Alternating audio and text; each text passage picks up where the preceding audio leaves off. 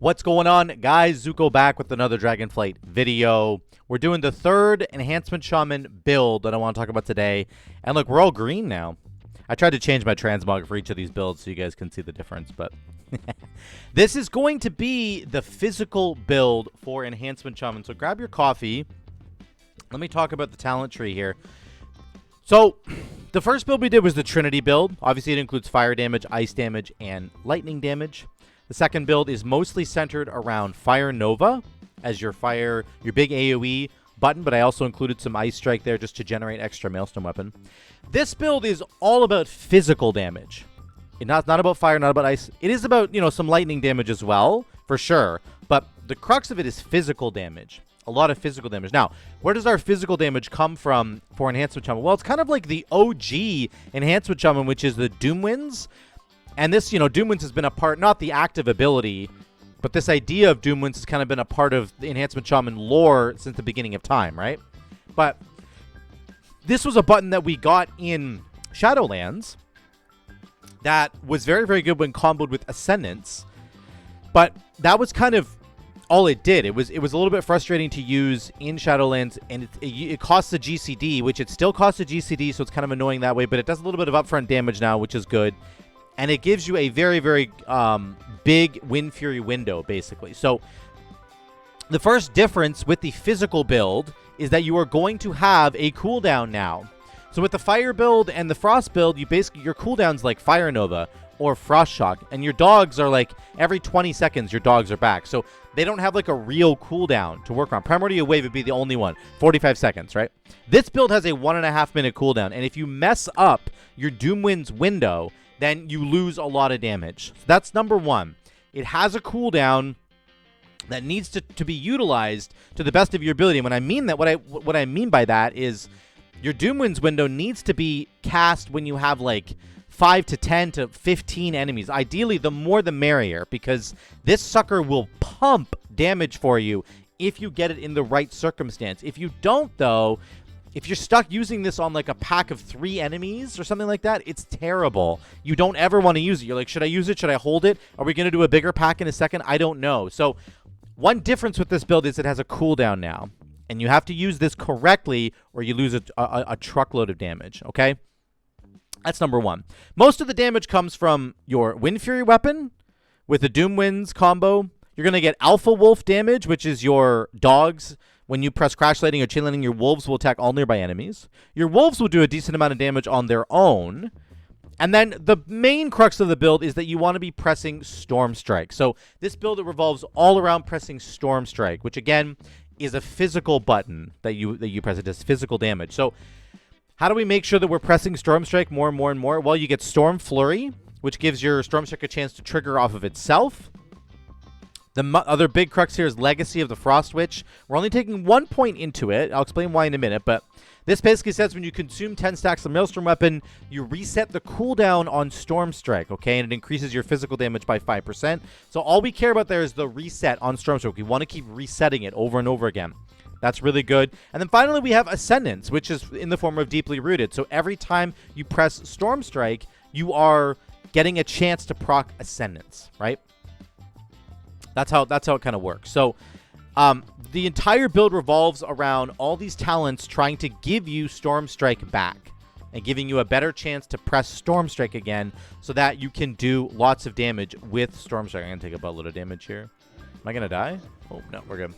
So I'll show you the rotation in a second, but that's the crux of how the build works. Now, one thing I want to talk about before I get to the dummies is why I'm taking Primordial Wave and why I'm not taking Thorim's Invocation. If you guys have played Enhancement Shaman for a little bit now, you understand that there is a build down here called Thorim's Invocation. So this basically says while your Ascendance is active, you're going to automatically consume Maelstrom weapon stacks, and also you're going to generate Maelstrom weapon stacks with static accumulation. So it's very, very strong. When your Ascendance is up, you're building Maelstrom weapon stacks and spending them at the same time.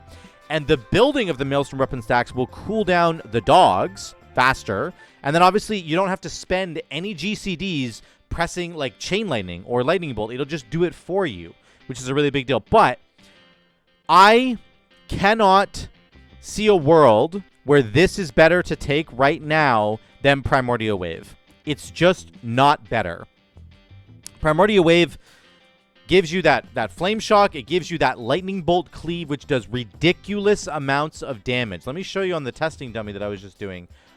I was on the testing dummies for 1 minute and 20 seconds. I got 2 Primordial Waves off. I pressed Lightning Bolt twice. Only twice. It almost did 600,000 damage. Pressing it twice because it cleaved and hit all the 5 enemies in front of me.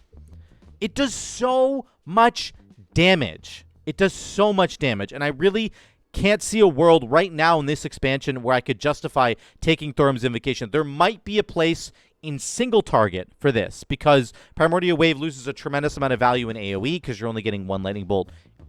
In single target. It loses value in single target. It gets a lot more value in AoE. So I will try this in the raid. I will do this in the raid eventually. I'll, get rid of these 3 points and go right down into Thorim's. But for now, you need to take Primordial Wave in the dungeons. It gives you 10 stacks of Maelstrom Weapon, which gives you the cooldown on your dogs. It gives you this ridiculously huge, chunky Lightning Bolt. And ultimately, the biggest thing for this build is that it gives you, 50, 60% more haste, which allows you to just go Storm Strike, Storm Strike, Storm Strike, okay? So let me show you what it looks like. This is the reason why I've made these choices. This is the tree that I would sort of show you. So you're going to want to put Wind Fury Totem down. You do have Wind Fury Totem now, which is fine. It's kind of neither here nor there. It's just a way to get down to Storm Flurry. That's all. We still do need to get Molten Assault. 2 points in Molten Assault is critical because we want to spread Flame Shocks around for our Primordial Wave detonation. It's really important that you get the Flame Shock Cleave, okay? So the build works like this. You're going to go Wolves into Primordial Wave, into Lightning Bolt. Then you have your Haste window. Then you go Doom Winds, Sundering, Storm Strike, Crash Lightning, all that stuff, okay? I can do a more detailed rotation guide in a different video, but just watch this for now. Okay, we go Wolves into Prime Wave, into Lava Lash, Lightning Bolt. Then we go Doom Winds, Crash Lightning. We're going to Sundering here. Look at our damage, 120k. Now, this build is basically like Chain Lightning into Crash Lightning into Storm Strike. They keep rotating off of each other. Your Chain Lightning will give you your Crash Lightning back. Your Crash Lightning will trigger your Storm Strike, basically. See, it just triggered it right there. So you're just rotating between the 3. Storm Strike, Chain Lightning. I'm going to Crash Lightning here. I probably shouldn't have, but whatever. Your Lava Lash is only ever used to just maintain your Flame Shocks. That's all you're doing with your Lava Lash. Otherwise, you're going Chain Lightning, Storm Strike. Oh, I got an Ascendance proc. There we go. Finally, Crash Lightning into our Primordial Wave window once again. Here we go. Big Lightning Bolt. Okay, boom. Our Wolves are back. Get your Wolves up. Anytime your Wolves are up, when you press Chain Lightning or Crash Lightning, they're doing AoE damage. So you want to make sure that your Wolves are up and you're doing AoE damage as much as possible. We're almost back up to 100k there. So this is kind of how the build works, okay? It's very simple. The rotation is just like Crash Lightning, Chain Lightning, Storm Strike. You're rotating between the 3. Each one of these abilities will give you the other ability back. Your Chain Lightning will give you your Crash Lightning. Your Crash Lightning will give you your Storm Strike, etc., etc. And then you want to keep your Wolves up. So here's the damage breakdown. Chain Lightning's huge. Lightning Bolt, once again, did almost 800,000 damage, and I only pressed it twice. The Primordial Wave Cleave is so insane. It's so much damage. You really can't get away from it. I promise you. You're going to be missing a lot of damage if you take Primordial Wave off your bar. Here's the Wind Fury attack. That's because of our Doom Winds. But again, in a minute and 15-second fight, we only got to Doom Winds once. So very critical that you use the Doom Winds window appropriately. A minute and a half cooldown is really annoying, actually. But there's Wind Fury attack. There's Spirit Bomb. That's the Alpha Wolf AoE damage from our tree here, okay? So it does a lot of damage there, and then you can see the rest of it right there. Flame Shock's doing 6% of our damage. Not too shabby at all. The reason we're, you want to make sure you maintain those Flame Shocks. It's going to add actually a critical amount of damage to your build. Let's jump over to the gameplay here. So, volume down just a little bit. So this dungeon in particular is actually a good reason why the Doom Winds build is bad. So many moments in this dungeon we're only pulling 3 or 4 enemies at the same time. Doom Winds lives and dies by how many mobs you're pulling in the dungeon. It really does. If you're going to pull like 10 mobs in a dungeon, you're going to be amazing with the physical Doom Winds build. So it has less flexibility than the fire build and the ice build in that regard. Much less flexibility, which is very annoying. Here's an example of where we had a really, really big pull, but again, I think somebody pulled the Shrieker. It might have been me, but I don't think it was me. But anyway, this is a bit of a bigger build. So I'm setting up my Primordial Wave right now. Okay, here comes the Lightning Bolt. Watch my damage. I'm doing no damage right now. Here comes the Lightning Bolt. Now I'm doing 500k. Suddenly I did 500k damage out of nowhere because of one Lightning Bolt cast. That's your Primordial Wave buff. Now I'm going to press Doom Winds. Doom Winds here. But now there's like stuff going on and I can't get all my damage off. It's really, really frustrating actually that this happens. But I still get up to 100k. Even through that, I'm still up to 100k. I'm only 365 item level. This is the power of this build when you get enough enemies grouped together. Unfortunately, these enemies, this guy was hitting me. They didn't have aggro. There's just shit all over the ground. There's explosions going off. I'm just trying to survive, right? So I'm losing tremendous amounts of damage by not being able to just like AFK and do damage. I do end up actually dying here as well. So this is an example of where Doom Winds could shine, but our team didn't have enough like CC to really make it work, so it kind of got kiboshed there. But that's what you're looking for, those windows right there. And as you get into higher Mythic Plus, this build could definitely scale, I think, into the higher Mythic Plus because the mobs will last longer. You'll have much, much better Doom Winds windows. Like you'll have a Doom Winds window on like every other pack or something, which would be fantastic, right? Because the fights are going to last for so long. So this is kind of what you're looking for here. I'm just going to skip ahead because this is just us cleaning it up. We do end up salvaging it. Here's boss damage. We do have Elemental Blast in this build as well. I get an Ascendance proc. Actually pretty good damage right off the bat. We're up to like 44k. And again, my item level is like not good, right? So if you do get the Ascendance procs, it feels super good. And again, this build will scale into the later parts of the expansion when you get more haste on your gear, like way more haste, because you'll have a lower cooldown on Storm Strike on all of your abilities, and it'll let you just have more uptime, more ability to press Storm Strike, which gives you more ability to proc Ascendance. Now, one weakness of this build right here, look at this. I can't stand in melee right now. I need to do this mechanic where we blow up all the trees with the circle around us. So this is kind of frustrating. I'm trying to generate as much Maelstrom Weapon stacks as I can. I do get an LE Blast off, but this build has much less damage from range versus the Trinity build and the Fire Nova build. It just does, guys, straight up.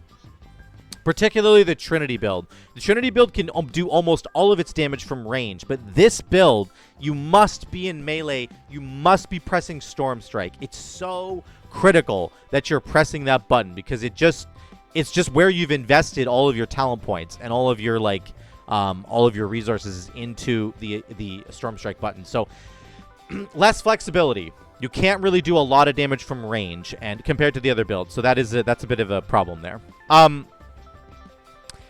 Yeah, but generally speaking, when you do hit your windows correctly, when Ascendance is proccing, it's really, really good. Now, some people might say, why don't you take the Ascendance proper? Why take Deeply Rooted Elements over taking Ascendance? And the biggest reason is because in this dungeon, I got 20 procs on Ascendance from Deeply Rooted Elements.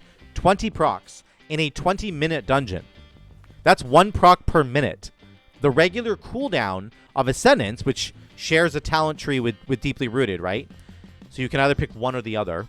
The regular Ascendance window is a 3-minute cooldown. It's a 3-minute cooldown. You can't get a cooldown reduction on it like you can with LE Shaman. There's nothing like that in the Enhancement Shaman tree.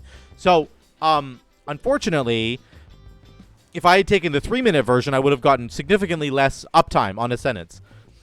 So I think DRE is the way to go. I mean, 20 procs in 20 minutes is amazing. A proc a minute is I would say that's pretty average. You could expect as you get more haste and your ability to press Storm Strike goes up and up and up, then you're going to get even more procs, right? So that's why I would take DRE versus the regular Ascendance cooldown itself.